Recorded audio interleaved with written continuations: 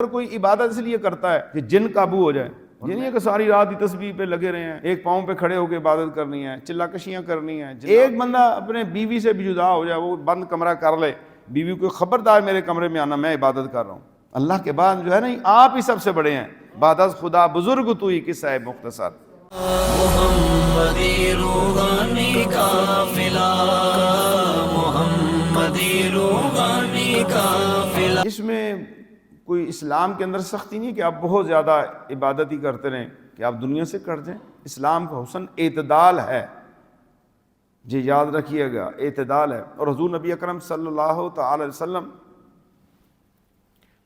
ایک مرتبہ مسجد نبی میں تشریف لائے اور آپ نے دیکھا کہ دو ستونوں کے درمیان رسی بندھی ہوئی تھی، تو آپ نے فرمایا یہ رسی کس نے باندھی ہے؟ تو آپ کو بتایا گیا کہ آپ کی بڑی صاحبزادی حضرت زینب رضی اللہ تعالی عنہا نے عبادت کے لیے رات کے وقت کی رسی باندھی ہے، تاکہ جب رات کے وقت نیند کا غلبہ ہو تو اس رسی کا سہارا لیتے ہوئے عبادت کرتے ہوئے وقت گزاریں اور نیند نہ آئے۔ تو اس وقت حضور نبی رحمت صلی اللہ تعالی وسلم نے اس رسی کو کھولنے کا حکم دیا اور فرمایا کہ جب نیند کا غلبہ ہو جائے تو آرام کرو، اور جب تمہاری طبیعت حشاش بشاش ہو تو پھر اس وقت اللہ رب العزت کی بارگاہ میں حاضری دو، کیونکہ اللہ تعالی اس طرح کے طریقے سے پاک ہے کہ بندے کو تنگ کر کے، اکتا کے اور اسے تنگی دے کے اس سے عبادت کرائے۔ اور جب ہم عبادت کر رہے ہوں تو ہمارے دل و دماغ پر کوئی چیز سوار نہ ہو، خواہ وہ نیند ہی کیوں نہ ہو، اس لیے نیند کو ضروری قرار دیا، اور حضور صلی اللہ تعالی وسلم نے اپنی زندگی میں نیند بھی کی ہے، آرام بھی کیا ہے۔ تو آپ صلی اللہ تعالی علیہ وآلہ وسلم نے اعتدال کے راستے کو چننے کا حکم دیا ہے۔ یہ نہیں ہے کہ آپ اپنے آپ کو سختی کر کے عبادات کی طرف لے کے جائیں، جیسے ربانیت تھی اس دور کے اندر پہلے زمانے میں۔ اسلام میں ایسی تنہائی کو، ایسے ظلم کو، ایسے ستم کو منع کیا گیا ہے کہ تم اپنے آپ کو مصیبتوں میں ڈال کے عبادت کرو۔ اسلام کا حسن یہ ہے کہ تم پاک و پاکیزہ ہو، صاف ستھرے کپڑے ہوں، تمہارے جسم کو راحت ہو، تمہارا پیٹ بھرا ہوا ہو، اور تم اچھے طریقے سے تاکہ اللہ کی بارگاہ کے اندر پہنچو۔ اسی لیے مسجد میں آنے کا جو حکم ہے کہ دوڑ دوڑ کے مسجد میں نہ ہو، یا تو اپنا ٹائم پہلے رکھ لو کہ 5 منٹ 10 منٹ ہے کہ میں نے مسجد میں آنا ہے، لیکن آپ دوڑتے ہوئے آئیں گے، سانس پھولا ہوا ہوگا، پسینہ بہہ رہا ہوگا، بعض کے پسینے سے بو آتی ہے، وہ جب دوڑیں گے پسینہ بہے گا، کپڑے بھی خراب ہوں گے اور سانس بھی پھولا ہوگا، آپ کا خشوع و خضوع ڈسٹرب ہو جائے گا۔ یعنی عزت کے ساتھ، اعتدال کے ساتھ، پروقار طریقے سے چلتے چلتے آرام سے مسجد کی طرف آ رہے ہوں ذکر کرتے ہوئے۔ یعنی اسلام کے اندر جو ہے ہمیں میانہ روی ملتی ہے، اعتدال ملتا ہے، عبادت کرنے کا وہ بہترین طریقہ ہمیں ملتا ہے حضور صلی اللہ علیہ وسلم کی زندگی کے اندر۔ اور یہ آپ صلی اللہ علیہ وسلم کی زندگی میں ہمیں یہ چیز ملتی ہے کہ 3 صحابہ کرام حضور صلی اللہ علیہ وسلم کے گھر کی طرف آئے کہ آپ کے گھر والوں سے آپ کی عبادت کا حال پوچھتے ہیں، اور جب انہیں نبی کریم صلی اللہ علیہ وسلم کا عمل بتایا گیا تو جیسے انہوں نے سمجھا اور کہا کہ ہمارا نبی کریم صلی اللہ علیہ وسلم سے کیا مقابلہ، آپ کی تمام اگلی پچھلی لغزشیں معاف کر دی گئی ہیں، اور ان میں سے ایک نے کہا کہ آج سے میں ہمیشہ رات بھر نماز پڑھا کروں گا، دوسرے نے کہا میں ہمیشہ روزہ رکھا کروں گا، کبھی ناغہ نہیں کروں گا، تیسرے نے کہا میں عورتوں سے جدائی اختیار کر لوں گا اور کبھی نکاح نہیں کروں گا۔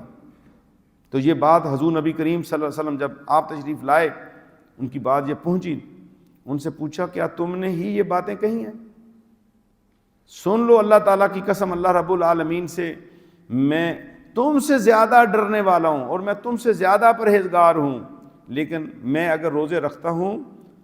تو افطار بھی کرتا ہوں، نماز پڑھتا ہوں تو رات میں کچھ وقت سوتا بھی ہوں، اور میں عورتوں سے نکاح بھی کرتا ہوں، اور جس نے میرے طریقے سے بے رغبتی کی وہ مجھ سے نہیں ہے۔ یہ حضور صلی اللہ علیہ وسلم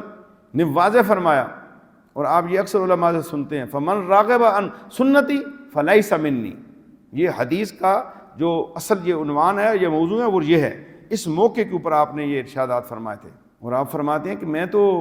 عبادت بھی کرتا ہوں، میں روزہ بھی رکھتا ہوں، میں آرام بھی کرتا ہوں، میں عبادت بھی کرتا ہوں، اور میں نے شادیاں بھی کی ہوئی ہیں۔ آپ اس چیز سے یعنی صحابہ کو پھر تلقین کی کہ آپ ایسی قسم کی باتیں نہ کریں۔ صحابہ کرام رضوان اللہ تعالی اجمعین نے وہ عمل کیا جس کے بارے میں حضور صلی اللہ علیہ وسلم نے ارشاد فرمایا ہے۔ یہ نہیں ہے کہ ساری رات ہی تسبیح پہ لگے رہے ہیں، ایک پاؤں پہ کھڑے ہو کے عبادت کرنی ہے، چلا کشیاں کرنی ہیں، جنات کو قابو کرنا، یہ اسلام کے اندر کوئی کانسیپٹ نہیں پایا جاتا۔ اسلام کہتا ہے 5 ٹائم نماز پڑھو، قرآن کی تلاوت کرو، اس پہ عمل کرو، سال میں 1 ماہ کے روزے رکھو، زکوٰۃ دو، حج کرو اگر ہمت ہے، صدقات دو، وقت آئے تو جہاد کرو۔ اسلام نے ایک اور مسنون دعاؤں کا ایک ذخیرہ ہمیں ملتا ہے حضور صلی اللہ علیہ وسلم کی سنت مبارک سے، اور اس کے اوپر عمل کرنا ہے۔ اگر کوئی عبادت اس لیے کرتا ہے کہ جن قابو ہو جائے اور میں اس جن کے ذریعے دنیا کے کام کروں، یہ تو تباہی ہے، یہ تو طلب دنیا ہے۔ اگر کوئی تسبیح اس لیے کرتا ہے، عبادت اس لیے کرتا ہے کہ لوگوں کے حال مجھ پہ کھل جائیں اور میری بلے بلے ہو جائیں، یہ تباہی ہے، اپنی ایمان کی، دین کی، اس کی اپنی جسم کی تباہی ہے۔ اگر کوئی اس وجہ سے نیکی کے کام کرتا ہے، عبادتیں کرتا ہے کہ میرے پاس غائبانہ چیزیں کھل جائیں، تو یہ بالکل جو ہے نا سخت ہے، ممانعت ہے۔ جس بندے نے لوگوں کے حق نہیں مارے اور وہ بغیر حق مارے دنیا سے چلا گیا، وہ کامیاب ہو گیا۔